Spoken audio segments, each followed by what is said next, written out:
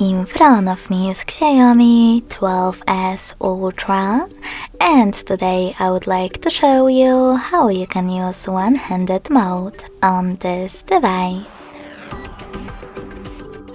Begin by opening Devices Settings. In them, scroll down to access additional settings. Now click on one-handed mode and tap on this switcher next to one-handed mode in order to activate it. Then follow all of those instructions.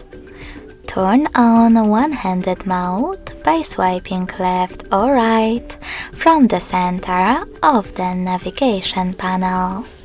So when I do that, as you can see, one-handed mode is on. If you wish to go back, click on this area or simply swipe up. In order to disable one-handed mode completely, click on the same no blue switcher. Thanks so much for watching. If you enjoyed this video, leave a like, comment and subscribe.